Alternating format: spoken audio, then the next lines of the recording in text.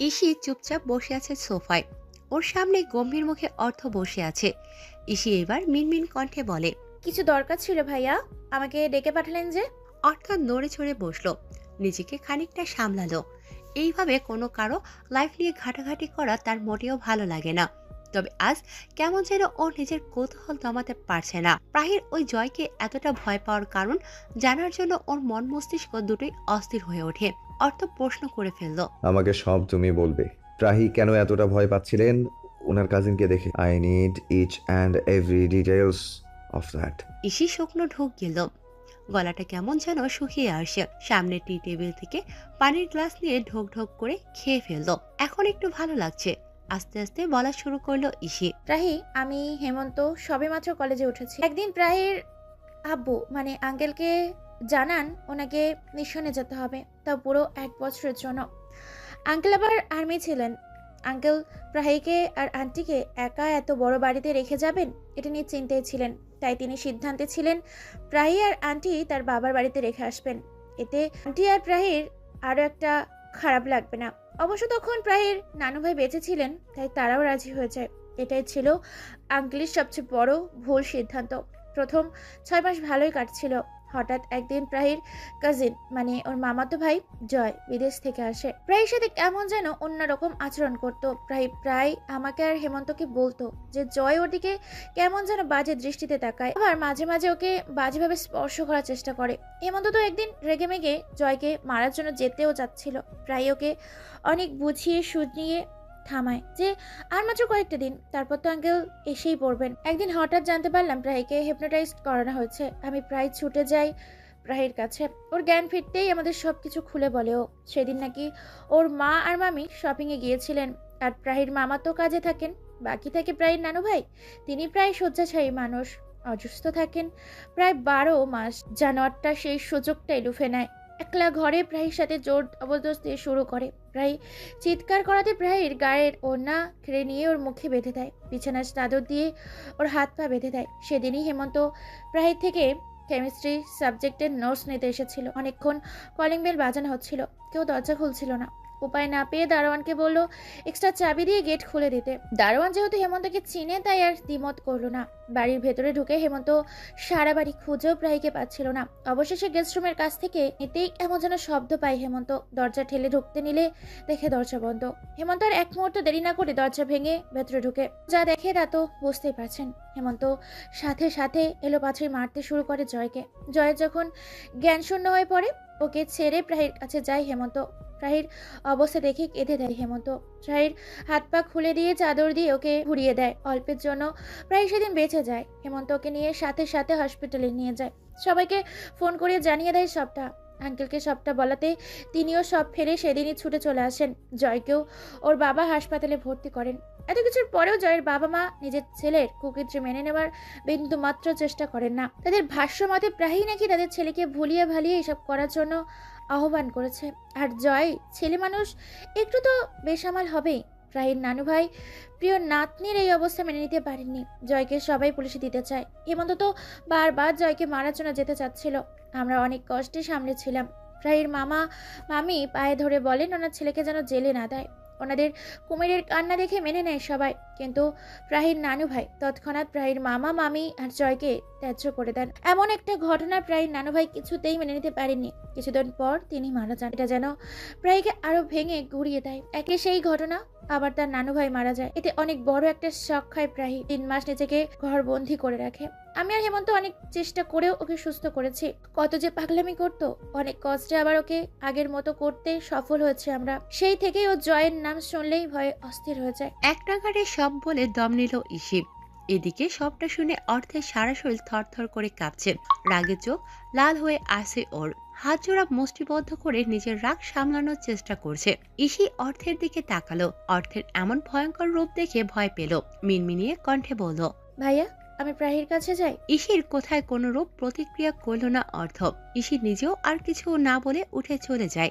এখন ওর বোধহয় একটু হেমন্তর কাছে যাওয়া উচিত। ছেলেটা না জানে কি করছে, রাগ উঠলে তো আবার এই ছেলের হুঁশ থাকে না।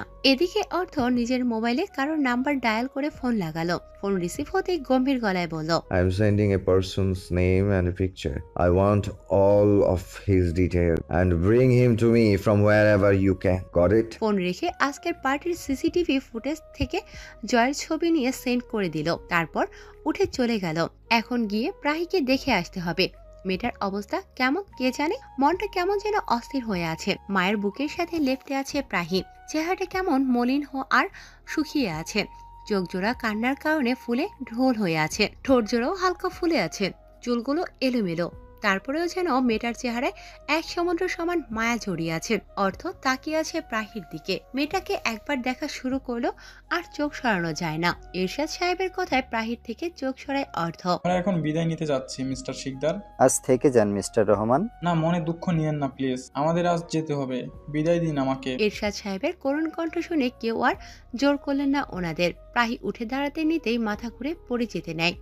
অর্থ দ্রুত পায়ে এসে প্রাহিকে দু হাতে জড়িয়ে ধরে সামলে নেয়। এদিকে অর্থের স্পর্শ পেয়ে সারা শরীর ঝংকার দিয়ে ওঠে। থরথর করে কেঁপে ওঠে সারা দেহ। অর্থ নরম কণ্ঠে বলে, ঠিক আছেন আপনি? প্রাহি দুর্বল চোখে তাকালো অর্থের দিকে। আস্তে করে মাথা নাড়িয়ে বোঝালো ঠিক আছে। অধিক উত্তেজনায় মুখ দিয়ে কথাও বের হচ্ছে না ওর। এরশাদ সাহেব আর রাবেয়া এগিয়ে এসে মেয়েকে আগলে নিলেন। বাড়ির সবাই ওনাদের বিদায় জানালেন। সবার থেকে বিদায় নিয়ে প্রাহিরা রওনা হলো বাড়ির উদ্দেশ্যে। ইসিও চলে যায় ওনাদের সাথে। ঘটনার চক্রে ডিনার করা হয়ে ওঠেনি শিকদার বাড়ির কারোই। সবাই ডিনার করতে বসেছে। হেমন্তকে অনেক ডাকা হয়েছে, কিন্তু ও জানিয়ে দিয়েছে যে ও খাবে না, তাই আর বেশি কেউ জোর করেনি। হেমন্ত খিদে সহ্য করতে পারে না। খিদে লাগলে নিজে এসে খেয়ে নেবে। সবাই যখন খাওয়ায় ব্যস্ত তখন হন্তদন্ত হয়ে নিজের রুম থেকে বেরিয়ে আসে হেমন্ত। অনেকটা বিধ্বস্ত দেখাচ্ছে ওকে। হেমন্তকে এই অবস্থায় দেখে অর্থ জিজ্ঞেস করে, হেমন্ত, হোয়াট হ্যাপেন্ড? এমন দেখাচ্ছে কেন তোকে? হেমন্ত যা বলল তা শোনার জন্য প্রস্তুত ছিল না কেউই। শিকদার বাড়ির প্রতিটা সদস্য স্তব্ধ হয়ে আছে শুনে। হেমন্ত বলছে, প্রাহিদের গাড়ি নাকি অ্যাক্সিডেন্ট করেছে, ওদের সবাইকে হাসপাতালে ভর্তি করানো হয়েছে, সবাই আইসিইউতে ভর্তি, জলদি যেতে হবে আমাকে, আমি আসি ভাইয়া। হেমন্ত আর কাউকে কিছু না বলে দ্রুত পায়ে চলে যায় বাড়ি থেকে।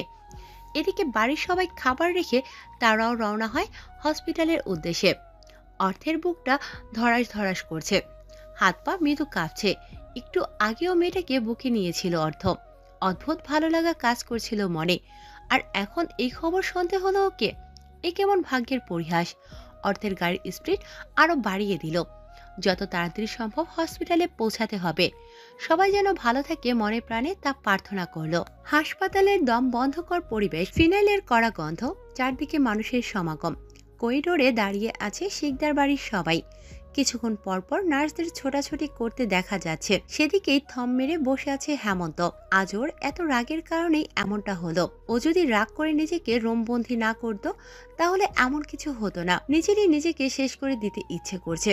অপারেশন চলছে প্রাহি, এরশাদ সাহেব আর রাবেয়া বেগমের। অর্থ কি বলবে ভেবে পাচ্ছে না। কেমন যেন একটা চিনচিন ব্যথা হচ্ছে বুকের বাঁ পাশটা। অস্থিরতা ক্রমশ বেড়েই চলেছে। মাথাটা ব্যথায় ছিঁড়ে যাচ্ছে টেনশনে। কখন ডাক্তার বেরোবে আর কখন ওরা কোনো সংবাদ শুনতে পাবে, সেই আশায় বসে আছে সবাই। এদিকে ইসি কাছে ফুপিয়ে ফুপিয়ে। নিজের বেস্ট ফ্রেন্ডের এই অবস্থা মেনে নেওয়ার মতো না। ইসির কান্নার মাঝেই হেমন্তর দিকে চোখ যায়। ইসি ধীরে হেঁটে যায় হেমন্তর দিকে। হেমন্তর কাঁধে আলতো করে হাত রাখলো। হেমন্ত তাকালো ইসির দিকে। তারপর ইসির হাত ধরে হেসকা টানে ওর পাশে বসিয়ে দেয়। তারপর ইসির কাঁধে মাথা রেখে চোখ বুজে ফেলে। ইসিও আলতো হাতে হেমন্তর মাথায় হাত বুলিয়ে দিতে দিতে ক্রন্দন কণ্ঠে বলে, টেনশন করিস না হেমন্ত, দেখবি সব ভালো হয়ে যাবে। হেমন্ত কোনো কথা বলল না। চুপচাপ ইসির কাঁধে মাথা এলিয়ে দিয়ে বসে রইল। আরাফ, খোঁজ পেয়েছিস কোনো? কে বা কারা এই অ্যাক্সিডেন্টটা করেছে? অর্থ আরাফকে খোঁজ লাগানোর জন্য পাঠিয়েছিল যে আসলে প্রাহিরা ভুলবশত অ্যাক্সিডেন্ট করেছে নাকি ওদের মার্ডার করার চেষ্টা করেছে, সেই খোঁজ নিয়েই আরাফ এসেছে। আর আরাফ আসতেই অর্থ উপরোক্ত প্রশ্নটা করলো। আরাফ উত্তরে বলে, ইউ আর অ্যাবসলিউটলি রাইট অর্থ। এটা জেনে শুনে ওদের মার্ডার করার পুরো পরিকল্পনা ছিল। প্রাহিরা বাড়ি যাওয়ার পথেই একটা ট্রাক ড্রাইভার ওদের গাড়িটাকে ধাক্কা দেয় আর প্রাহিদের গাড়িটা উল্টে যায়। ঘটনাস্থলে ট্রাক ড্রাইভার গাড়ি নিয়ে পালিয়ে যায় তৎক্ষণাৎ। আমি ঘটনাস্থলে গিয়ে ট্রাফিক পুলিশের মাধ্যমে সেখানকার সিসিটিভি ফুটেজ চেক করে ট্রাকের নাম্বারটা দেখে নেই। আর সেই ট্র্যাকের আসল মালিককে খুঁজে বের করার জন্য লোক লাগিয়ে দিয়েছি। আমাদের লোকেরা সেই কাজ করেই যাচ্ছে। অর্থ গম্ভীর মুখে সব শুনল, অতঃপর শান্ত কণ্ঠে বলল। তোর কি মনে হয় না কাজটা জয়ের হতে পারে? আরাক চমকে তাকালো, বলল। মানে? মানে সিম্পল, জয়ের আগে থেকেই প্রাহিদের ওপরে ক্ষোভ জমা ছিল, আর আজ তো একেবারে ভরা মজলিসে ওর অপমান হয়েছে। রেশ ধরেই জয় প্রাহিদের ওপরে অ্যাটাকটা করেছে। আরাক সবটা শুনল, অবাক হয়ে বলে। এই বেটা এমন খারাপ আর এমন একটা জঘন্য কাজ করতে পারে আমার তো মাথায় আসেনি। টেনশন নিস না, আমি এখনই আমাদের পুরো ফোর্স লাগিয়ে দিচ্ছি। পুরো ঘটনাটা এইবার জয়ের মুখে শুনতে পাবো আমরা। অর্থ সম্মতি জানালো। এরই মাঝে ডাক্তার বেরিয়ে আসলো। হেমন্ত লাফ দিয়ে উঠে বসে ডাক্তারের কাছে যায়, অস্থির কণ্ঠে আওড়ালো। ডাক্তার, ডাক্তার ওরা কেমন আছে? কি অবস্থা ওদের? ডাক্তার মুখ কালো করে ফেলল। ডাক্তার এমন রিয়াকশন দেখে হেমন্ত আর বিচলিত হয়ে গেল। অর্থ এগিয়ে এসে প্রশ্ন করল। Doctor, is everything all right? I am sorry mister Sikdar, mister রহমানকে বাঁচাতে পারিনি আমরা।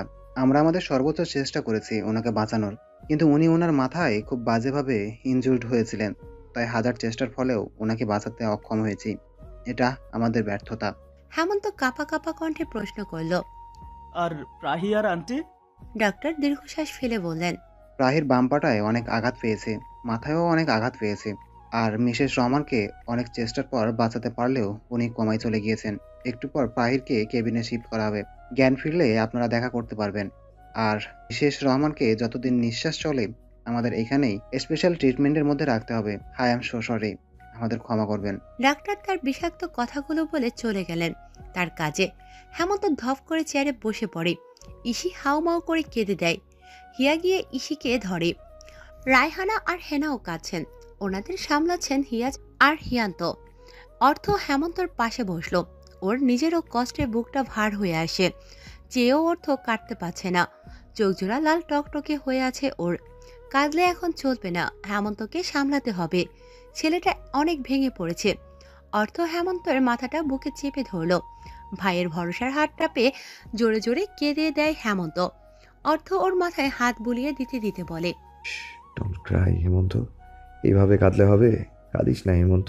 হেমন্ত চিৎকার করে বলে। সব আমার জন্য হয়েছে ভাই।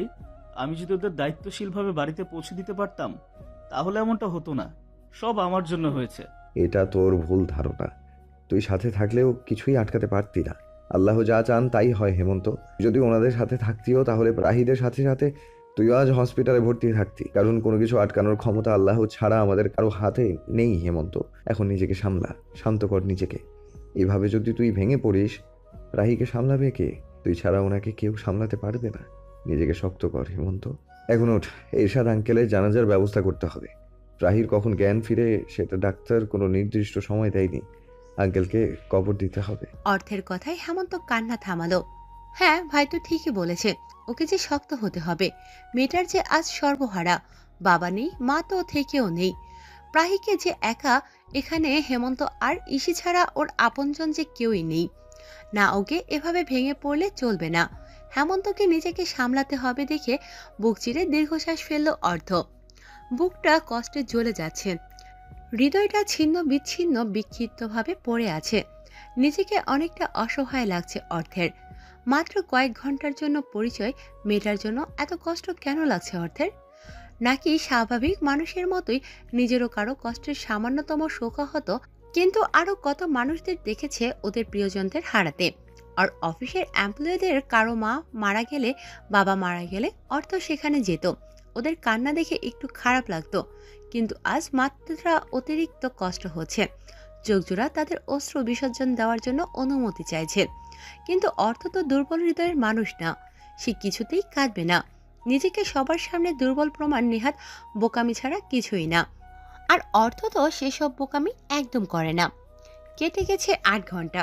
ইরশাদ সাহেবের জানাজা সম্পূর্ণ হয়েছে অনেক আগেই। ওনার জানাজা শেষ করে সবাই আবারও হাসপাতালেই অপেক্ষা করছে প্রাহির জ্ঞান ফেরার জন্য।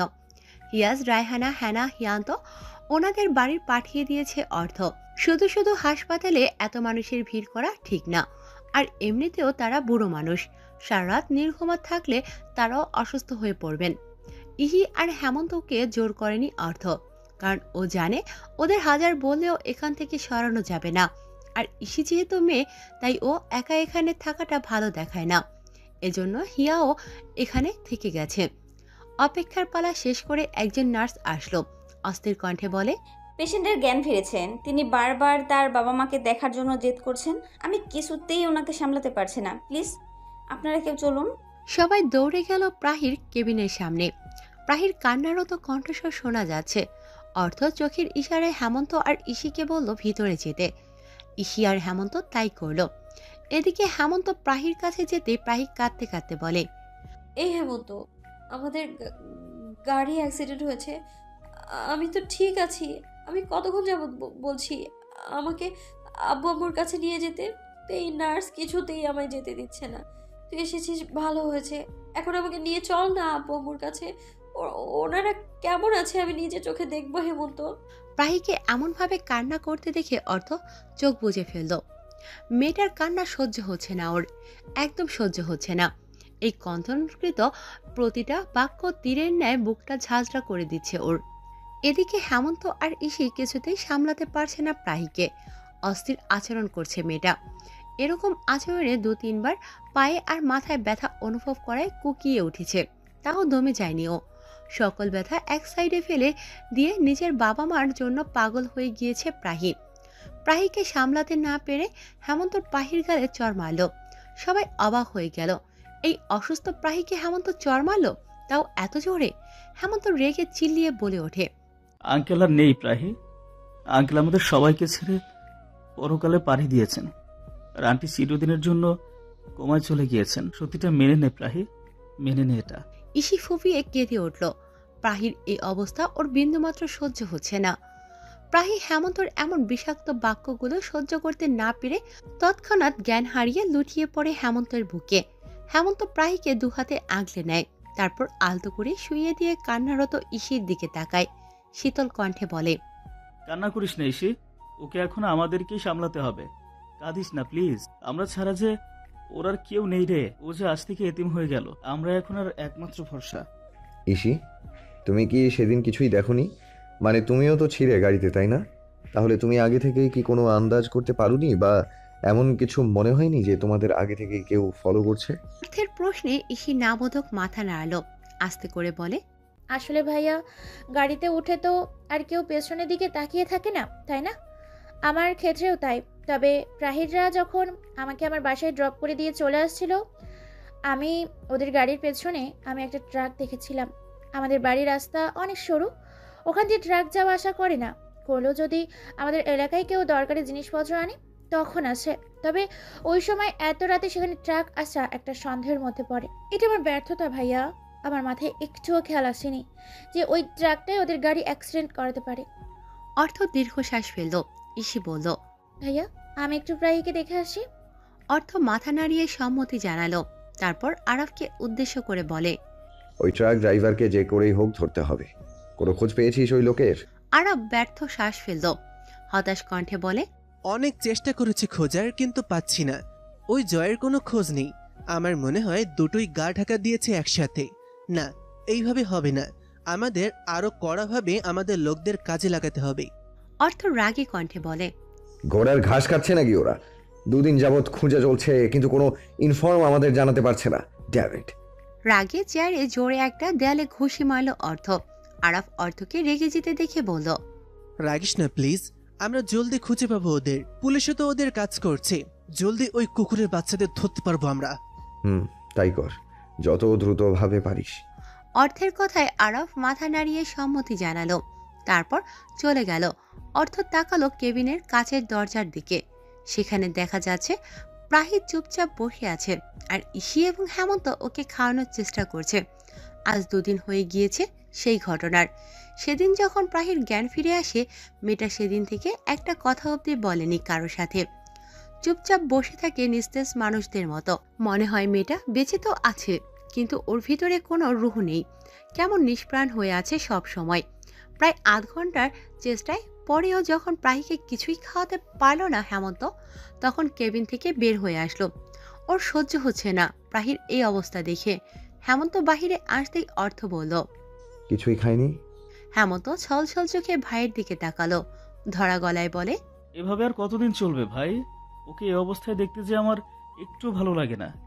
কিছু খায়নি 2 দিন যাবত, শুধু স্যালাইন চলছে ক্যানালার মাধ্যমে। এভাবে তো বেশি দিন বাঁচবে না, মরে যাবে ও। ওকে কাঁদাতে হবে হেমন্ত। এইভাবে কষ্ট নিজের মনের মাঝে রেখে গুমড়ে গুমড়ে মারা যাবে। ওকে মেনে নেওয়া শিখতে হবে, সত্যটা মেনে নিতে হবে। তুই চিন্তা করিস না, আমি যাচ্ছি ভেতরে, দেখি কিছু করতে পারি কিনা।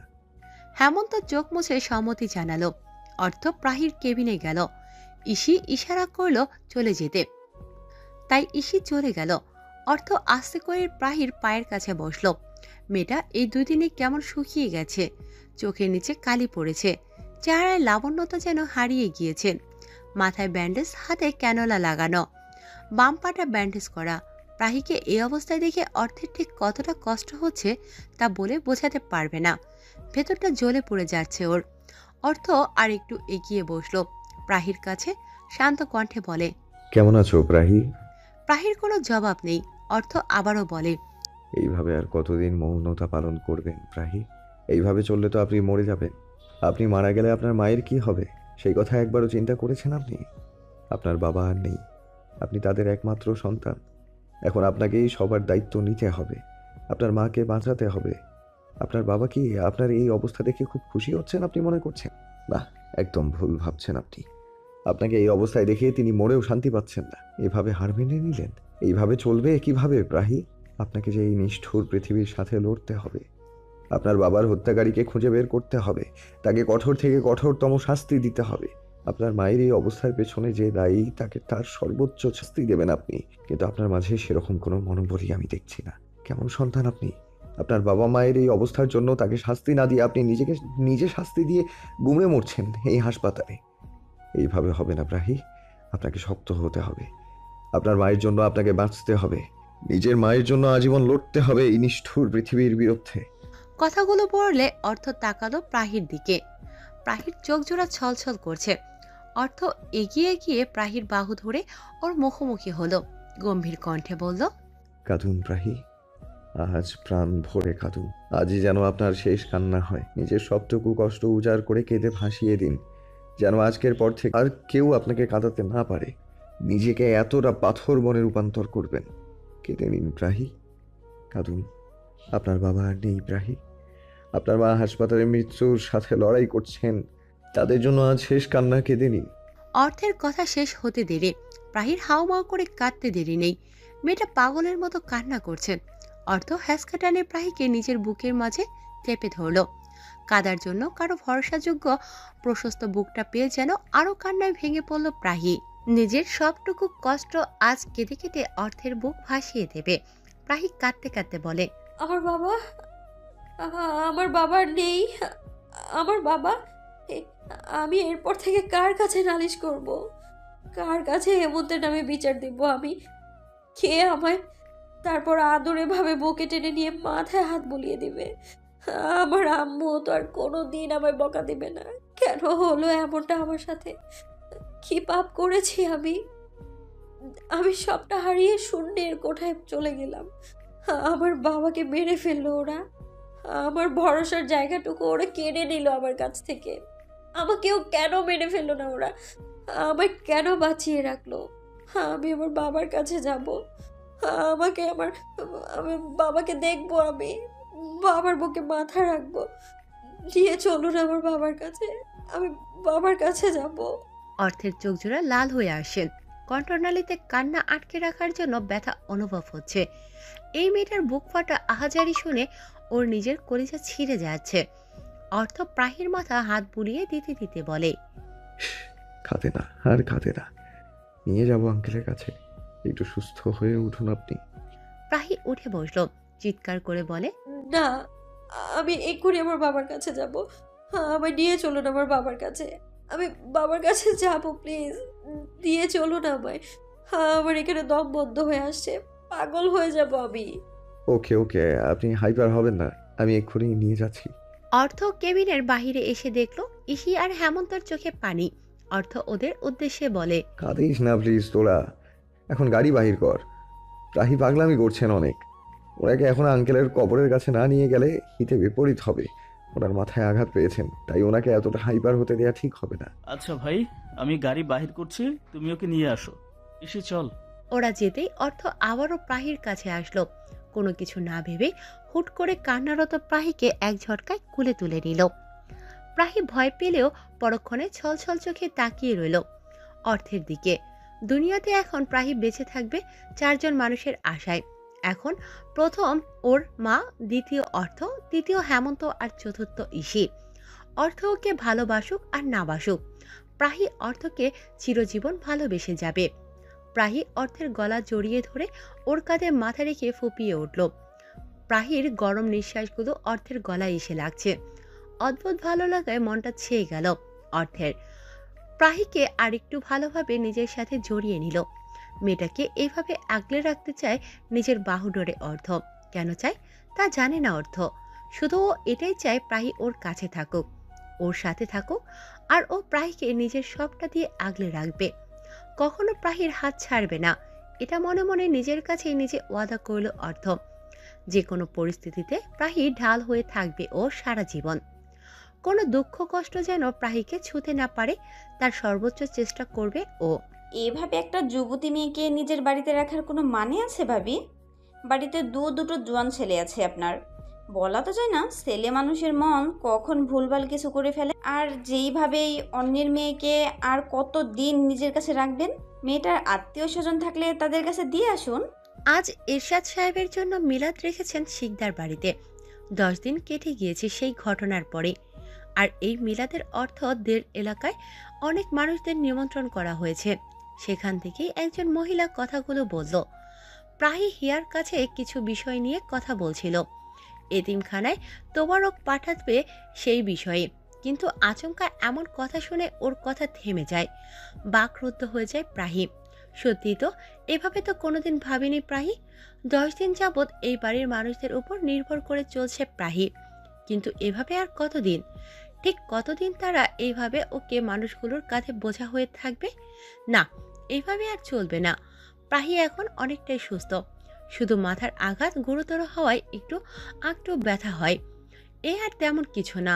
প্রাহী ভাবলো আজ মিলাদ শেষ হলেই নিজের বাড়ি চলে যাবে প্রাহী। অনেক তো হলো, আর কত করবেন তারা? তাছাড়া নিজের জীবনের আগামী পথটুকু তো ওর একাই পাড়ি দিতে হবে, তাই না? তাহলে এখন থেকেই না হয় সেটা শুরু হোক। এদিকে মহিলাটার সেই তিক্ত কথাগুলো শুনে রায়হানা বললেন, আসলে কি ভাবি জানেন, মেয়েটার মা ছাড়া আর কেউ নেই, মা তো থেকেও নেই। তাই মেয়েটা সুস্থ না হওয়া অবধি আর নিজের আগামী পথ চলার জন্যে কিছু একটা না করা পর্যন্ত ওকে আমি এখানেই রাখবো। আর আমরা এত নির্দয় আর পাষাণ হৃদয়ের মানুষ না ভাবি, যে মানুষের বিপদের সময় মুখ ফিরিয়ে নেব। আর আমরা আমাদের ছেলে মেয়েদেরকেও সেই শিক্ষা দিইনি যে অল্প কিছু হলেই ওরা ভুল কাজে লিপ্ত হবে। আমরা ওদের তেমনভাবেই মানুষ করেছি যাতে আমাদের সন্তানদের নিয়ে কেউ বিন্দুমাত্র দোষ না বাহির থেকে করতে পারে। আর দেখুন আমরা সফল, আমাদের ছেলে মেয়ে তিনটাই মাশাআল্লাহ সব দিক থেকে পারফেক্ট। মহিলাটার মুখ একটুখানি হয়ে গেল কথাগুলো শুনে। কোনো রকম তালবাহানা করে ওখান থেকে উঠে চলে গেল। রায়হানা বেগম তাকালেন প্রাহীর দিকে, তারপর প্রাহীর কাছে গিয়ে ওর মাথায় হাত বুলিয়ে দিয়ে বলে, একদম মন খারাপ করবে না এইসব মহিলাদের কথা শুনে, এদের কাজই হলো কুটনামি করা। তুমি নিশ্চিন্তে এখানে থাকবে, আমরা আছি তো তোমার সাথে। প্রাহী মলিন হেসে মাথা নাড়ল। বাহির থেকে হেমন্তর ডাক শোনা যাচ্ছে। প্রাহী আর হিয়াকে ডাকছে ও। রায়হানা বলেন, যাও, হেমন্ত ডাকছে তোমাদের, সাবধানে যাবে। প্রাহী আর ইসি চলে গেল বাহিরে। ওরা এখন এতিমখানায় যাবে। এদিকে নিজেদের লোকদের ভালোভাবে কাজ করাচ্ছিল অর্থ। গাড়িতে ভালোভাবে যেন রাখা হয় সেদিকে খেয়াল রাখছিল। কাজের মাঝে হঠাৎ ওর চোখ যায় সদর দরজার দিকে। সাথে সাথে ওর দৃষ্টি থেমে যায় একজনের ওপর। রক্ত চলাচল দ্রুতগামীতে ছুটতে থাকে। এখনই বোধ হয় ও হার্ট অ্যাটাক করবে। ওর সামনে যে একটা সাদা পরি এগিয়ে আসে, সাদা ফতুয়া, সাদা স্কার্ফ, সাথে মাথায় সাদা ওড়না দেওয়া। মুখমণ্ডলে কোনো প্রসাধনীর ছাপ নেই, একদম স্নিগ্ধ দেখাচ্ছে মেয়েটাকে। আর কতভাবে এই মেয়েটা অর্থকে ঘায়েল করবে। এই 10 দিনে প্রতিনিয়ত এই মেয়ের রূপে নিজেকে ডুবিয়েছে অর্থ। এই মেয়ের মায়ার সমুদ্রে ঝাঁপ দিয়েছে, সেই সমুদ্রের কোনো কুলকিনারা নেই। হেমন্তর ডাকে হুঁশ ফিরে অর্থের। ভাইয়া যাবে না? সে কখন থেকে ডাকছি। অর্থ কোনো রকম বলে, হ্যাঁ, খাবারগুলো পিক আপে তোলা শেষ, এবার আমাদের রওনা হওয়া উচিত। অর্থ গিয়ে ড্রাইভিং সিটে বসলো। পাশে বসেছে হেমন্ত, পিছনে হিয়া আর প্রাহি। প্রাহি রিনরিনে কণ্ঠে হেমন্তের উদ্দেশ্যে প্রশ্ন ছুড়ল। ইসি কোথায় রে হেমন্ত? হেমন্ত সিট বেল্ট বাঁধতে বাঁধতে বলে। ও সোজা এতিমখানায় এসে পৌঁছাবে, আমাদের সাথে চলে যেতে বলেছে। প্রাহি আর কথা বলল না, চুপ করে রইল। অর্থ খুব সাবধানে লুকিং গ্লাসটা প্রাহির দিকে করে দিল, তারপর গম্ভীর গলায় বলল, আপনি ঠিক আছেন প্রাহি? আকস্মিক অর্থের এমন কথায় ধরফড়িয়ে ওঠে প্রাহি।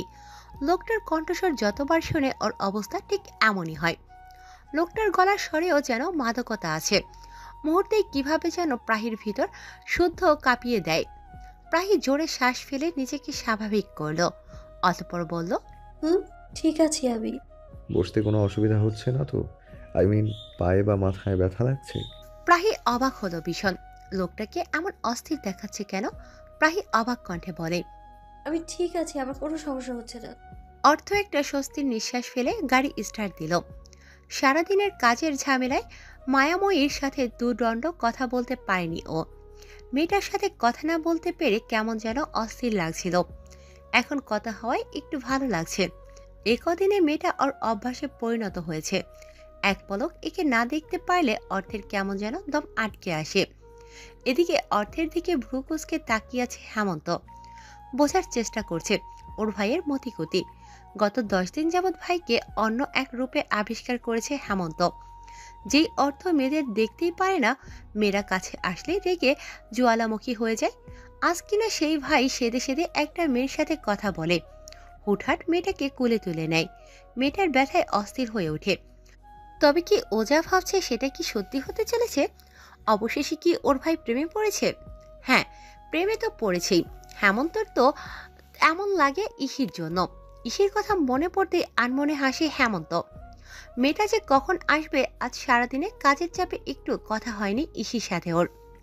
এদিকে গাড়ি ড্রাইভ করার ফাঁকে ফাঁকে বারবার লুকিং গ্লাসে প্রাহির দিকে তাকাচ্ছে অর্থ। প্রাহি জানালার সাথে হেলান দিয়ে বসে বাহিরে তাকিয়ে আছে। দমকা হওয়ার কারণে ওর ঘুমটা অনেক আগেই পড়ে গিয়েছে। সামনের ছোট ছোট চুলগুলো সারা মুখে চোখে বিচরণ করছে। অর্থের ইচ্ছে করছে নিজ হাতে ওই চুলগুলো প্রাহির কানের পিঠে গুঁজে দিতে, কিন্তু আপাতত সেটা সম্ভব না। মনে মনে নিজেকে সান্ত্বনা দিয়ে নিজের ইচ্ছেটাকেই দমন করে নিল অর্থ। আবারও প্রাহিকে দেখায় মত্ত হলো ও। রেডি হয়ে সিঁড়ি দিয়ে নামছিল ইসি। হঠাৎ করে মামির কর্কশ কণ্ঠে থেমে যায় ও। ইসি বিরক্ত হলো, রাগ হলো ওর প্রচুর। শুভ কাজে রওনা হয়েছিল, কিন্তু শুরুতেই এই অশুভ মহিলার মুখটা ওর দেখতে হলো। নিজের রাগটাকে দমন করে নিয়ে ইসি বলে, এরশাদ আঙ্কেলের জন্য আজ মিলাদ রাখা হয়েছে। এতিমখানায় তোবারক দেওয়া হবে, সেইখানেই যাচ্ছি আমি। আর ঘরের কাজ, সেটা আমার কাজ না। ঘরের কাজে লোক আছে, ওইগুলো তারা করবে। ইসি মামি যেন তেলে বেগুনে জ্বলে উঠলেন ইসির কথা শুনে। রাগে কটমট করে বলে। ইসি রাগি চোখে তাকালো ওর মামির দিকে, কণ্ঠে টেস্ট ঢেলে দিয়ে বলে, আমি তোমাদের উপর বসে বসে খাই না মামি। আমার বাবা কিন্তু মাসে মাসে তোমাদের অ্যাকাউন্টে আমার জন্য মোটা অঙ্কের টাকা পাঠান। সেগুলো দিয়েই তো ভালোই ফুর্তি উল্লাস করো। ওইগুলো আমারই টাকা, আমার টাকা তোমরা খরচ করো, আর আমি এখানে দুবেলা দুমুঠো ভাত খাই। হিসেব তো এতেই বরাবর হয় না মামি? তোমাদের খাবার খরচা থেকেই আমার টাকা, তোমরা তার থেকে দ্বিগুণ নাও। তাহলে আমি বসে বসে তোমাদের ঘরের ওপর কিভাবে খাই মামি? আর একটা কথাও শুনতে চাই না আমি। আসছি আমি। ইসি চলে গেল আর ওর দুই মামি গালাগাল করতে শুরু করলেন ওকে। কিন্তু ইসি ওসব কানে নেয়নি। সে চলল নিজের গন্তব্যে। সন্ধ্যা হয়ে গিয়েছে। ড্রয়িং রুমে বসে আছে সবাই। এরশাদ সাহেবের দোড়া মাগফিরাতের আয়োজন ভালোভাবে হয়েছে। এখন সবাই বিশ্রাম নিচ্ছে। বাকিরা নিজেদের মতো কথা বললেও অর্থ গম্ভীর মুখে বসে চুপচাপ ল্যাপটপে নিজের কাজ করছে। আর কতক্ষণ পর পর পাহির রুমের দিকে তাকাচ্ছে। মেয়েটা এসে বলল ও ফ্রেশ হতে যাবে। সেই যে গেল, আর আসার খবর নেই। অস্থির লাগছে অর্থের। কিছু হলো না তো আবার মেয়েটার? পড়ে টরে ব্যথা পায়নি তো আবার? আচ্ছা, অর্থ কি একবার উঠে দেখে আসবে? পরক্ষণে সবার দিকে তাকিয়ে নিজের ইচ্ছা দমন করলো অর্থ। এরই মাঝে হঠাৎ লাগেজ হাতে প্রাহিকে সিঁড়ি বেয়ে নামতে দেখে সবাই অবাক হয়ে গেল। হেমন্ত দাঁড়িয়ে গেল, অবাক হয়ে বলে, প্রাহি তুই এইভাবে আর লাগেজ হাতে কেন তো? আমি চলে যাচ্ছি হেমন্ত নিজের বাড়িতে। হিয়া শিকদার নরম কণ্ঠে বলেন। কেন মা, হঠাৎ এমন সিদ্ধান্ত কেন? এখানে থাকতে কি তোমার কোনো অসুবিধা হচ্ছে? আমাদের কারো ব্যবহারে কি তুমি কষ্ট পেয়েছো মা? না না আঙ্কেল, এভাবে বলবেন না। এভাবে বলে আমি নিজের কাছে নিজেই ছোট হয়ে যাব। আপনারা তো আমার জন্য যথেষ্ট করেছেন, কিন্তু একদিন না একদিন তো আমাকে আমার পথ একাই চলতে হবে, তাই না? তাহলে সেটা আজ থেকেই শুরু করি। কিন্তু তুমি তো এখন অসুস্থ। প্রাহি মলিন হাসলো, বলল। ও কিছু না আন্টি, আর 2-3 দিনেই ঠিক হয়ে যাব আমি। রায়হানা বেগম এসে প্রাহির গালে হাত রাখলেন, মমতাময়ী কণ্ঠে বলেন। এভাবে চলে যাবে মা? আর কতদিন থাকো মা? প্রাহি রায়হানা বেগমের হাত ধরল, ধরা গলায় বলে। এভাবে বলবেন না আন্টি, আমি আসবো তো আবার মাঝে মাঝে। প্রাহি এগিয়ে এসে হিয়াকে জড়িয়ে ধরল। হিয়া কাঁদো কাঁদো কণ্ঠে বলে। আমি মিস করব তোমায়। আমি তোমায় খুব মিস করব। প্রাহি এইবার হেমন্ত আর অর্থের দিকে তাকালো। দুজনেই রাগী চোখে তাকিয়ে আছে ওর দিকে। প্রাহি শুকনো ঢোক গিলল। আশ্চর্য, এই দুই ভাই একইভাবে তাকিয়ে আছে কেন? যেন ওকে কাঁচা গিলে খেয়ে ফেলবে। প্রাহি ভয়ে ভয়ে হেমন্তকে বলল। হেমন্ত, পৌঁছে দিয়ে আসবি না আমায়? হেমন্ত কিছু না বলে হন হন করে চলে গেল। ইসি বলল। প্রায় শোন, আজ থেকে আমি তোর সাথেই থাকবো। মামারা রাজি হয়ে গিয়েছে। তাছাড়া ওই বাড়িতে আমারও থাকতে ভাল লাগে না, তুই একা থাকবি, তাই ভাবলাম আজ থেকে আমিও তোর সাথে থাকবো। প্রাহি খুশি হয়ে ইসিকে জড়িয়ে ধরল। তারপর দুজনে সবার থেকে বিদায় নিয়ে চলে গেল। যাওয়ার আগে প্রাহি অর্থকে ফিসফিসিয়ে বলে গেছে। থ্যাংক ইউ আমাকে সাহায্য করার জন্য। আপনি না থাকলে আমি নিজেকে এত সহজে সামলাতে পারতাম না। ভালো থাকবেন, আসি। অর্থ কিছুই বলেনি, শুধু দাঁতে দাঁত চিপে প্রাহির কথাগুলো হজম করে নিয়েছে। সে কি এই সামান্য ধন্যবাদ পাবার আশায় প্রাহির জন্য এত কিছু করেছে? না, মোটেও না। এই মেয়েটাকে অর্থের চাই, খুব করে চাই ও। কেন চায় জানে না, শুধু চায়। তবে আজ প্রাহি যেই দুঃসাহস দেখালো, এর শাস্তি ওকে পেতেই হবে। এতদিন অর্থের শান্ত রূপটা ও দেখেছে, এইবার অর্থের রাগ আর পাগলামি দেখবে প্রাহি। এদিকে প্রাহি যেতেই রায়হানা বেগম থপ করে সোফায় বসে পড়ল, আহত কণ্ঠে বলে। মেয়েটা বোধ হয় ওই সায়মের মার কথাগুলো শোনাই চলে গিয়েছে। অনেক কষ্ট পেয়েছে মেয়েটা, তাই তো এভাবেই চলে গেল। মায়ের কথায় ভ্রু কুঁচকে ফেলল অর্থ, গম্ভীর কণ্ঠে জিজ্ঞেস করে। কে কি বলেছে আম্মু? কার কথায় প্রাহি চলে গেলেন? রায়হানা ছেলের দিকে তাকালেন, তারপর সকালের ঘটনা সব খুলে বললেন। সবটা শুনে সবাই আশ্চর্য। হিয়া রেগে বলল। উনার মেয়ে যে রাজমিস্ত্রি পোলার লাইকা ভাইকা গেছে, তখন কি আমরা কিছু বলছি ওনারে? ওই বেয়াদব মহিলা এখানে আইসা কুটনামি মার্কা কথা কইতে আসছে। ইচ্ছে তো করছে এখনই গিয়ে চুলগুলো সব ছিঁড়ে দিয়ে আসি। আরাফ হিয়ার মুখের এমন কথা শুনে মুখ টিপে হাসল। রেগে গেলে মেয়েটাকে কিউট লাগে, মনে মনে হাসলো আরাফ। মায়ের কথা শুনে রাগে থর থর করে কাঁপছে অর্থ। পারলে এক্ষুনি গিয়ে ওই মহিলার বাড়ি শুদ্ধ ও সেই মহিলাকে উড়িয়ে দিত। সবাই নিজেদের মতো কথা বলছে, কিন্তু অর্থ রাগে বোম হয়ে আধা ঘন্টা যাবৎ একটা সিদ্ধান্ত নিয়ে ভাবছে। এরই মাঝে হেমন্ত প্রাহিদের পৌঁছে দিয়ে এসেছে। এসেই ধপ করে সোফায় বসে রাগে ফোঁস করছে। অর্থ হেমন্ত আসতেই সবার দিকে তাকালো, তারপর আকস্মিক অর্থ বলল। কাল তৈরি থেকো সবাই, আমি কালই যাব প্রাহিদের বাড়িতে। সবাই কান খুলে শুনে রাখো, প্রাহি হবে তোমাদের বাড়ির বড় পুত্রবধূ। আমরা কাল গিয়ে আমাদের বাগদান সেরে আসব। মা, তুমি তো আমাকে বিয়ে দেওয়ার জন্য পাগল হয়ে গিয়েছো। এখন প্রাহিকে নিজের পুত্রবধূ হিসেবে গ্রহণ করে দাও। আমি প্রাহিকেই বিয়ে করব। কথাগুলো শেষ করে অর্থ হনহনিয়ে নিজের রুমে চলে গেল। এদিকে সবাই কি বলল এটা? অর্থ বিয়ে করবে প্রাহিকে? অতি আশ্চর্যের বিষয়। এদিকে হেমন্ত অবাক হয়ে তাকিয়েছিল অর্থের কথা শুনে। এইবার খুশির চোটে এক চিৎকার দিয়ে ও তৎক্ষণাৎ সেইখানে জ্ঞান হারিয়ে লুটিয়ে পড়ল। প্রাহিকে শাড়ি পরাচ্ছে ইসি আর হিয়া। এদিকে প্রাহি তবদা খেয়ে আছে। আসলে ওর সাথে হচ্ছেটা কি ও কিছুই বুঝতে পারছে না। আজ সকাল থেকে ইসির হাবভাব কেমন যেন লাগছিল। মেয়েটা কোনো কারণ ছাড়াই যেন খুশি। সারা বাড়ি সকাল থেকে নেচে কুদে যাচ্ছে, সেই সকাল থেকেই নানান পদের রান্না করে যাচ্ছে। আর কতক্ষণ পর পর প্রাহিকে এটা ওটা এনে দিয়ে টেস্ট করতে বলছে। প্রাহি শুধু বসে বসে তামাশা দেখছে এই মেয়ের। বেলা 12টা বাজতেই ওকে ঠেলে ঠুলে গোসল করতে পাঠিয়ে দিয়েছে, আর রুম থেকে বের হতে দেয়নি। বাহির থেকে অনেক মানুষের আওয়াজ আসছিল, সবার চেনা জানা লোকেরাই। সবাই যে শিকদার বাড়ির লোকেরা তা বুঝতে বেশি অসুবিধে হয়নি প্রাহির। কিন্তু গিয়ে যে দেখবি নিচে, তা আর করতে দিল কোথায় ওকে। রুমের ভিতর এসে বাহির থেকে দরজা আটকে রেখে চলে গেছে ইসি। বিরক্ত হয়ে রুমে বসেই ইসিকে ইচ্ছে মতো বকতে লাগলো প্রাহি। ঠিক তখনই হাতে করে শাড়ি গহনার বাক্স নিয়ে হাজির ইসি আর হিয়া। তারপর ওকে আর কিছু বলার সুযোগ না দিয়েই প্রাহিকে সাজাতে লেগে পড়েছে দুজনেই।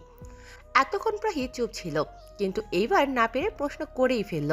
আশ্চর্য, কি শুরু করেছিস তোরা? এমন হুট করে এসে আমাকে এইভাবে সাজানোর মানেটা কি? হিয়া অতি এক্সাইটেড হয়ে মুখ ফসকে বলেই ফেলল। আজ তো তোমার আর অর্থ ভাইয়ের বাগদান হবে। সম্ভবত আজই তোমাদের আকদও হয়ে যেতে পারে। তারপর তোমার ইশিয়াপুর আর হেমন্ত ভাইয়ের অনার্স ফাইনাল ইয়ারের এক্সাম শেষ হলে তোমাকে একেবারে উঠিয়ে নিয়ে যাবে।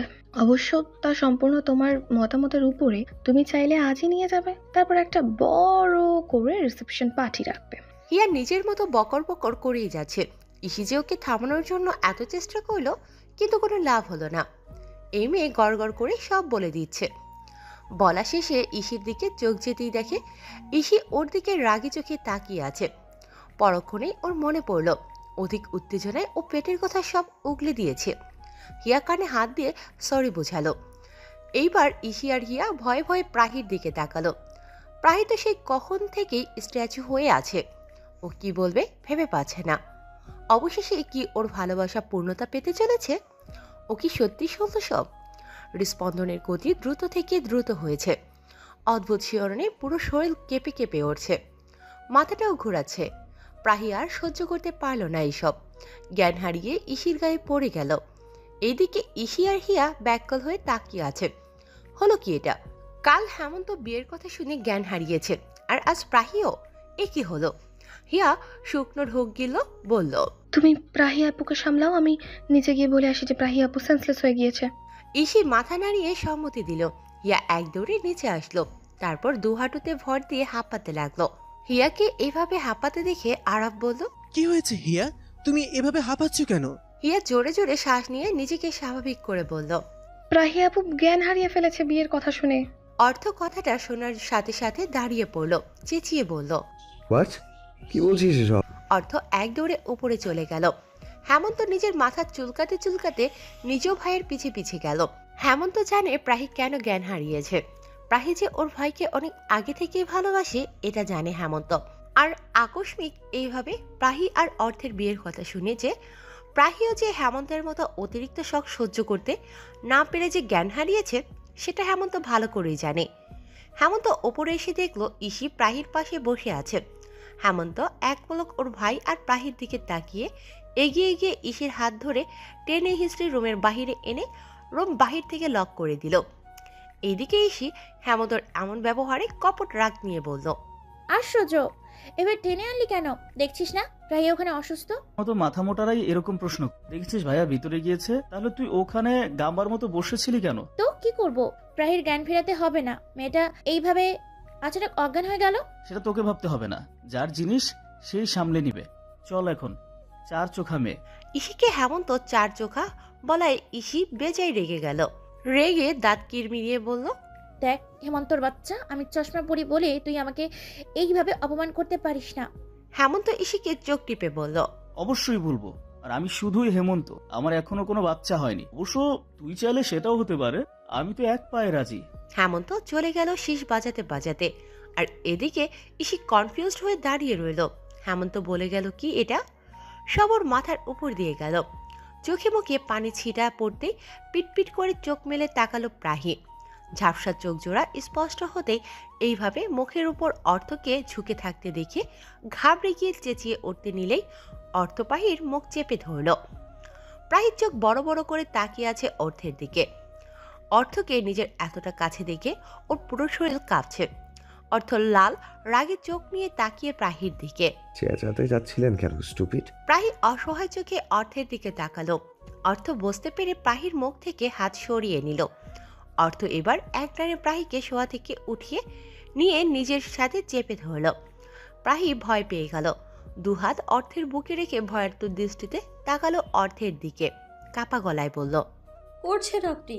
অর্থ তেজি কণ্ঠে বলল, কালকার অনুমতি নিয়ে আপনি চলে এসেছেন এই বাড়িতে? হ্যাঁ, আমি দিয়েছিলাম অনুমতি। কেন আসলেন? এতটুকু বুক কাঁপেনি? যে আমাকে রাগালে কতটা খারাপ হবে আপনার জন্য? সামান্য বাহিরের মানুষের কথা শুনে আপনি হুট করে একটা সিদ্ধান্ত নিয়ে চলে এলেন এই বাড়িতে। আপনার তো দেখি বড্ড বেশি পাখা গজিয়েছে। পাখা গজালে এই অর্থ সেই পাখা কেটে দিতেও পারে। Got it? প্রাহি ভয়ে কাঁপাকাঁপি শুরু হয়ে গেল। কোনো রকম তুতলিয়ে বলল, দেখুন। প্রাহিকে বলতে না দিয়ে ওর দিকে আরো গভীরভাবে তাকালো অর্থ। বলল, দেখছি তো। এখন আপনি আরো অন্য কিছু দেখাতে চাইলে আই হ্যাভ নো প্রবলেম। অর্থর ইঙ্গিত বুঝতে পেরে লজ্জায় প্রাহির গাল কান গরম হয়ে উঠল। সাথে সাথে চোখ নামিয়ে নিল প্রাহি। এই লোকটা যে এমন ঠোঁটকাটা স্বভাবের হবে জানা ছিল না প্রাহির। এইভাবে লাগামহীন কথা বলে ফেললো ওর সামনে। ছি! অর্থ প্রাহির গাল চেপে ধরে প্রাহিকে নিজের মুখোমুখি করলো, দাঁতে দাঁত চেপে বলল, লিসেন, আর কোনোদিন আমার মতামতবিহীন কোনো কিছু করার দুঃসাহস করবেন না, তাহলে কিন্তু ভালো হবে না। প্রাহি ভুরু কুঁচকে তাকিয়েছিল।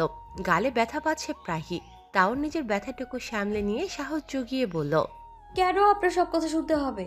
কেন? অর্থ ভয়ানক দৃষ্টিতে তাকালো প্রাহির দিকে। মনে হয় এখনই ওকে এই চোখ দিয়ে ধ্বংস করে দেবে। রাগী কণ্ঠে বলল, আমাকে রাগাবেন না প্রাহি। আর আমার কথা কেন শুনতে হবে তা একটু পরেই টের পাবেন আপনি। ভেবেছিলাম আজ শুধু বাগদান করে রাখবো, আপনার উপর কোনো প্রেশার দেব না, কিন্তু কাজটা আপনি ভালো করলেন না। এটা শাস্তি হিসেবে আজ এক্ষুনি আপনার আর আমার বিয়ে হবে, কাগজে কলমেও আর শরীয়ত মোতাবেকও। আমি আজই আপনাকে আমার সাথে নিয়ে যাব, তারপর আপনাকে হাড়ে হাড়ে বুঝাবো আমার কথা আপনার কেন শুনতে হবে। Miss Prahi, be ready for being Mrs Prahi. Prahi অবাক হয়ে তাকিয়ে আছে অর্থের দিকে। প্রাহি এতক্ষণ ভাবছিল শিকদার বাড়ির লোকেরা বুঝি অর্থকে জোর করে ওকে বিয়ে করার জন্য, কিন্তু এখানে তো অন্য কিছু। এই লোক নিজে নেচে কুদে এখানে চলে এসেছে, আর ওরই সামনে ওরই বাড়িতে এসে থ্রেট দিল। প্রাহিকে এইভাবে ড্যাব ড্যাব করে তাকিয়ে থাকতে দেখে ধমকে ওঠে অর্থ। উঠুন, নিজেকে ঠিকঠাকভাবে রেডি করুন। আমি কিন্তু কাল থেকে প্রচণ্ড রেগে আছি, আমার রাগ আর বাড়িয়ে দিবেন না। লক্ষ্মী মেয়ের মতো রেডি হয়ে নিচে আসুন, আমি হিয়া আর ঋষিকে পাঠাচ্ছি। অর্থ কথাগুলো বলেই হান হান করে চলে গেল। আর ওর চলে যাওয়ার পথে তাকিয়ে থেকে প্রাহির ঠোঁটের কোণে হাসি ফুটে উঠল। কবুল বলো মা। কবুল, কবুল, কবুল। আস্তে ধীরে 3 বার কবুল বলল প্রাহি। অর্থ অনেক আগেই কবুল বলে বসে আছে, শুধু প্রাহির কবুল বলার জন্য অপেক্ষা করছিল। প্রাহি কবুল বলাতেই সবাই আলহামদুলিল্লাহ বলে উঠল। প্রাহির চোখ বুঝল, 2 চোখ বেয়ে নোনা জল গড়িয়ে পড়ল। ওর বিয়েটা তো এভাবে হওয়ার কথা ছিল না। ও তো আশা করেছিল এক পাশে ওর মা থাকবে, আরেক পাশে বাবা, দুজনের হাত ধরে কবুল বলবে। বাবা মার বুকে মুখ গুজে অনেক কাঁদবে। ওর বিয়ে নিয়ে ওর বাবা মার কত আশা ছিল, কিন্তু আজ সব ধোঁয়াশা। ওর জীবনটা এখন এলোমেলো বইয়ের পৃষ্ঠার মতো। যেই বইয়ের পৃষ্ঠাতে একটু আগে কবুল বলে স্বামী বলে মানা মানুষটা আদৌ কি গোছাতে পারবে কোনো দিন, নাকি একদিন বিরক্ত হয়ে ওকে মাঝপথে ছেড়ে দিয়ে যাবে? জানে না প্রাহি, জানা নেই। নিজের ভালোবাসার মানুষটিকে নিজের করে পেয়েও খুশি হতে পারছে না প্রাহি। বাবা মার শূন্যতায় ওর হৃদয়টা খা খা করছে। প্রাহিকে কাঁদতে দেখে অর্থ ওর মাকে ইশারা করলো যাতে প্রাহিকে এই মুহূর্তে সামলাতে পারে তিনি। রায়হানা এগিয়ে গিয়ে প্রাহির মাথায় হাত রাখলো। প্রাহির চোখ খুলে রায়হানা বেগমের দিকে তাকায়। তিনি বলেন, কাঁদে না মা, আমি জানি তোমার আজ অনেক কষ্ট হচ্ছে। বাবা মা আমিও হারিয়েছি, তাই এটার কষ্ট ঠিক কতটা তা আমি খুব ভালোভাবেই জানি। চিন্তা করো না মা, শুধু আল্লাহর কাছে দোয়া করো তিনি যেন তোমার আব্বুকে জান্নাত নসিব করেন আর তোমার আম্মুকে জলদি সুস্থ করে দেন। প্রাহি ছলছল চোখে রায়হানা বেগমের দিকে তাকিয়ে থেকেই হুট করে রায়হানা বেগমকে জড়িয়ে ধরে ওনার বুকে মাথা রেখে আওয়াজ করে কেঁদে উঠল। কাঁদতে কাঁদতে বলে, আমার সাথে কেন এমন হলো? আমি কেন আজ এতিম হলাম? এইভাবে তো আমি বিয়ে করতে চাইনি। আমার বাবা মা দুজনকেই চেয়েছিলাম তারা যেন আমার পাশে থাকে এই সময়টায়, কিন্তু আল্লাহ যে আমার সব কেড়ে নিল। আমি আজ একা, কেউ নেই আমার। রায়হানা বেগম মাথায় হাত বুলিয়ে দিয়ে বলেন, কে বলেছে তোমার কেউ নেই? আজ থেকে তোমার 2 মা আর 2 বাবা। আমি আর হিয়া তোমার 2 মা, হিয়াজ আর হিয়ান্ত ভাই তোমার 2 বাবা। তুমি একা নও, তোমার পুরো পরিবার আছে। হেমন্ত তোমার ভাই, হিয়া তোমার বোন, আর মেয়েদের সবচেয়ে বড় শক্তি আর ভরসা হলো তাদের স্বামী। আজ থেকে তাও আছে তোমার। তুমি কেন একা হবে বোকা মেয়ে? প্রাহি কিছু বলল না। এইভাবে রায়হানা বেগমের বুকে পড়ে রইল। হেমন্ত আর ইসি ওদের চোখের কোণে জমা জলটুকু মুছে নিল। আজ থেকে আর কোনো চিন্তা নেই। মেয়েটা আজ থেকে একটা পরিবার পেয়ে গিয়েছে, ওকে আগলে রাখার মানুষ পেয়েছে। আর কি চাই? তবুও বাবা মার শূন্যতাতেও থেকেই যায়। কিন্তু নিয়তির লেখা তো কেউ আর বদলাতে পারে না, ভাগ্য যা লেখা থাকে তাই হয়। রহমান ভিলার গেট তালা মেরে দিল হেমন্ত। আজ থেকে এই বাড়িটা খালি থাকবে। এক সময় হই হুল্লোড়ে লেগে থাকা বাড়িটা একটা ঘটনার তাগিদে একদম নিস্তব্ধ হয়ে পড়ে আছে।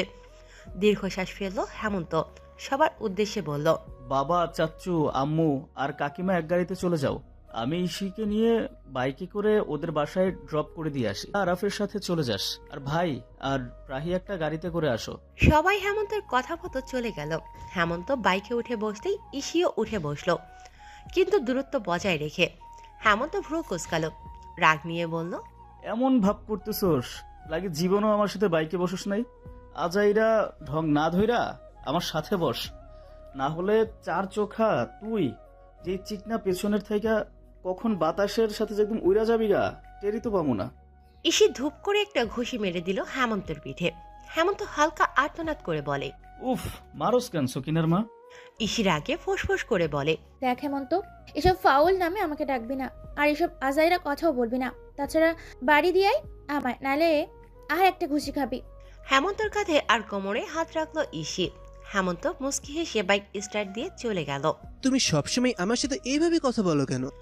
আরাফের প্রশ্নে হিয়া কাট জবাব দেয়, জানি না। কেন জানো না? তাও জানি না। তাহলে জানোটা কি? আপনার মাথা। আমার মাথা? কিন্তু আমার মাথা সম্পর্কে কি জানো? আরাফের এত প্রশ্নের জবাব দিতে দিতে ক্লান্ত হিয়া। সে কখন থেকে পটর পটর করেই যাচ্ছে লোকটা। হিয়া বিরক্ত হয়ে বলে, এত কথা কেন বলছেন আপনি? চুপচাপ বাইক চালান, মাথা খারাপ করে দিচ্ছেন পুরো। আরাফ বাঁকা হেসে বলে, তাহলে আমি বলবো নিজেকে তৈরি করে নাও, সারা জীবনই তোমাকে এত এত কথা শোনার ধৈর্য রাখতে হবে। হিয়া বসতে না পেরে বলে, মানে কিছুই না, সময় মতন বুঝতেই পারবে। হিয়া ভেঙচি কাটলো আরাফকে। তার ঠেকা পড়েছে এই লোকের এত কথা মানে বোঝার। এইদিকে আরাফ বাইকের গ্লাসে হিয়ার দিকে তাকাচ্ছে বারবার। বাতাসের কারণে মেয়েটার চুলগুলো ওর সারা চোখে মুখে এসে বাড়ি খাচ্ছে। চাঁদের আলায় অন্যরকম সুন্দর দেখাচ্ছে মেয়েটাকে। মনে মনে আরাফ বলল, আর বেশি দিন না, অর্থ বিয়ে করে নিয়েছে, এইবার তোমার আর আমার বিয়ের পালা, তৈরি হয়ে নাও সোনা।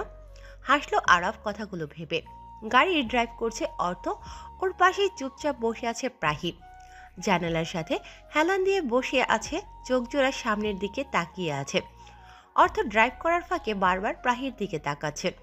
লাল বেনারসি শাড়ি, মাথায় লাল ওড়না দেওয়া, হালকা পাতলা গহনা পরা, হালকা মেকআপ, এতেই যেন অপসরী লাগছে প্রাহিকে অর্থের কাছে। বউরূপে যে কাউকে এতটা অমায়িক লাগতে পারে জানা ছিল না অর্থের। মেয়েটাকে জড়িয়ে ধরতে ইচ্ছে করছে। একটু ধরবে কি? যদি কিছু মনে করে প্রাহি, থাক কটা দিন সময় দিক মেয়েটাকে, সম্পর্কটা একটু স্বাভাবিক হোক, তারপর না হয় এসব ভাবা যাবে। আচ্ছা, হাতটা তো ধরতে পারবে ও, এতে তো আর খারাপ ভাবার কিছু নেই। অর্থ শুকনো ঢোক গেল, বারবার হাতটা এগিয়ে নিয়েও পিছিয়ে নিচ্ছে। হাতটা কেমন যেন কাঁপছে ওর। একটা মেয়ের সান্নিধ্যে এসে যে ওর এমন অবস্থা হবে জানা ছিল না অর্থের। যতবার মেয়েটাকে ছুঁয়েছে অর্থ, ততবার সারা শরীর ঝংকার তুলে দেয় এই মেয়ে। ওই যে তখন যে রাগের মাথায় প্রাহিকে নিজের সাথে জড়িয়ে নিয়েছিল, তখন কিন্তু অর্থের বুক কাঁপছিল ভীষণভাবে। শুধু নিজেকে প্রাহির কাছে দুর্বল না করার জন্য নিজেকে সামনে রেখেছিল অর্থ। এইসব ভাবাভাবি করতে করতে ওরা কাঙ্ক্ষিত স্থানে পৌঁছে গেল। অর্থর আর হাত ধরা হলো না প্রাহির।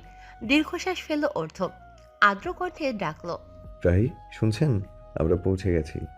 অর্থের ডাকে হুঁশ ফিরে প্রাহির। এতক্ষণ সে অন্য ভাবনায় মশগুল ছিল। প্রাহি তাকালো অর্থের দিকে, তারপর হালকা আওয়াজে বলে, আমি আপনার থেকে যথেষ্ট পরিমাণ ছোট, আর এখন আমি আপনার স্ত্রী, তাই প্লিজ বারবার আমায় আপনি বলে সম্বোধন করার দরকার নেই। আপনি আমাকে তুমি বলতে পারেন। অর্থ মাথা নাড়ল, তারপর গম্ভীর কণ্ঠে বলল, আচ্ছা ডাকবো। এখন নামো গাড়ি থেকে, আমরা এসে পড়েছি। প্রাহি গাড়ি থেকে নামতেই অর্থ নেমে দাঁড়ালো। লম্বা একটা শ্বাস ফেলে প্রাহির হাত চেপে ধরল অর্থ। প্রাহি চমকে তাকালো অর্থের দিকে। পরক্ষণেই মনটা ভালো হয়ে গেল নিমিষেই। প্রাহিও নিজের ছোট্ট হাতটা দিয়ে অর্থের হাতটা আঁকড়ে ধরল। প্রাহি এইবার চারদিকে তাকালো, তারপর ধরা গলায় বলে, এটা তো বাবার কবরস্থানে যাওয়ার পথ। অর্থ নিষ্প্রভ চোখে তাকালো প্রাহির দিকে, বলল, হ্যাঁ, আজ আমাদের জীবনের গুরুত্বপূর্ণ একটা দিন। বাবার থেকে দোয়া চাইবো না বলো? চলো দুজনে মিলে তার কবরটা জিয়ারত করে আসি। প্রাহির চোখ জোড়া ভরে এলো, কৃতজ্ঞতা জানালো অর্থকে। হ্যাঁ আপনাকে। চলো। প্রাহি আর অর্থ মিলে এরশাদ সাহেবের কবর জিয়ারত করে নিল। জিয়ারত শেষে অনেকক্ষণ প্রাহি কাঁদলো বাবার কবরের উপর শুয়ে শুয়ে। অর্থ কিছু বলল না প্রাহিকে, কাঁদুক বেটা, কাঁদলে মনটা হালকা হয়। কিছুক্ষণ পর প্রাহি উঠে আসলো। অর্থ যত্ন সহকারে ওর গায়ে লেগে থাকা ময়লা ঝেড়ে দিল। প্রাহি মুগ্ধ হয়ে তাকিয়ে থাকলো অর্থের দিকে। তারপর প্রাহি হাত ধরে আবারও গাড়িতে ফিরে আসলো। গাড়ি স্টার্ট দিতেই অর্থ এক পলক তাকালো প্রাহির দিকে। মেয়েটা কেমন যেন ছটফট করছে। অর্থ গম্ভীর কণ্ঠে প্রশ্ন করল, কিছু বলতে চাও প্রাহি? প্রাহি আমতা আমতা করছে। হ্যাঁ আসলে ওই একটু। অর্থ চেহারাটা আরো খানিকটা গম্ভীর করলো। গম্ভীর ঠান্ডা গলায় বলল, আমার কাছে এতটা আনইজি ফিল করার কিছু নেই প্রাহি। আজ থেকে আমি তোমার স্বামী। সো আমার কাছে নির্দ্বিধায় সবকিছু বলবে, আবদার করবে। এইভাবে তোতলানোর তো কোনো মানে হয় না প্রাহি। আর আমি জানি তুমি কি বলতে চাইছো। মায়ের সাথে দেখা করবে তো, তাই না? আমি সেখানেই নিয়ে যাচ্ছি তোমাকে। সো এত অস্থির হওয়ার কোনো দরকার নেই। প্রাহি কিছু বলল না, মুগ্ধ হয়ে তাকিয়ে থাকলো অর্থের দিকে। লোকটা কত সুন্দরভাবে ওকে সবটা বুঝিয়ে বলল, আর কতটা অনায়াসে ওর মা আর বাবাকে মা বাবা বলে ডাকছে। একটা মানুষ এতটা ভালো কিভাবে হতে পারে? না, প্রাহি কোনো ভুল করেনি জীবনে নিজের জীবনসঙ্গী বেছে নিতে। ওর নিজের জন্য বেস্ট একজন মানুষকেই ভালোবেসেছে। প্রাহি জানে একদিন না একদিন এই লোকটাও ওকে ভালোবাসবে, খুব ভালোবাসবে। আর প্রাহি ওর সবটা দিয়ে চেষ্টা করবে এই লোকটার সাথে একটা হ্যাপিলি ম্যারিড লাইফ লিড করার। এই মানুষটা যেন ওর কাছ থেকে কোনো প্রকার কষ্ট না পায় সেই চেষ্টা করবে। এই মানুষটা ওর দুঃখের সময় প্রতিটা পদে পদে ওর পাশে ছিল। প্রাহিও নিজের সবটা দিয়ে চেষ্টা করবে অর্থকে আর ওর পরিবারকে সামলে রাখার।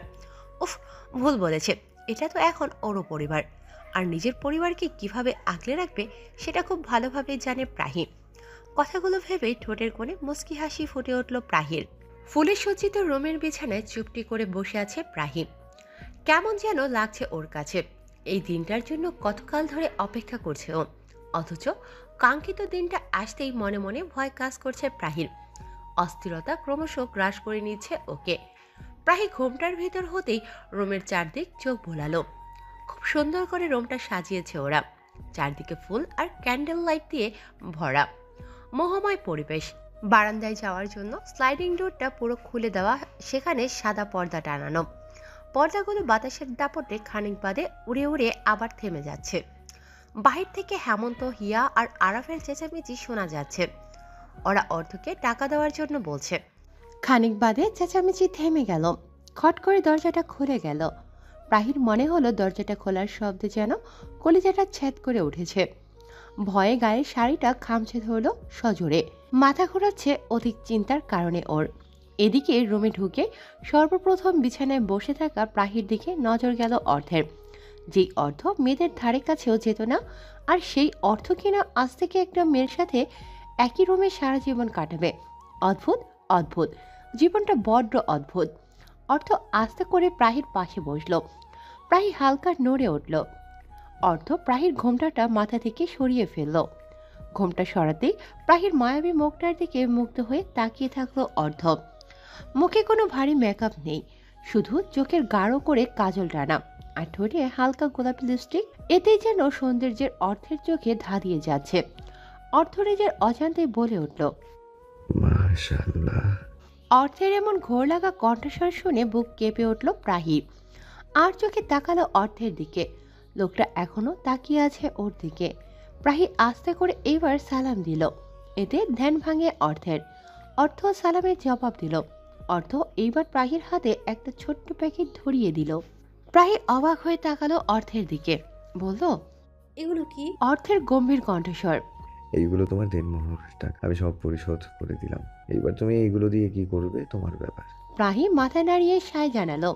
অর্থ এবার প্রাহির কপালে হাত দিয়ে দোয়া পড়তে লাগলো। প্রাহি অবাক নয়নে চেয়ে আছে।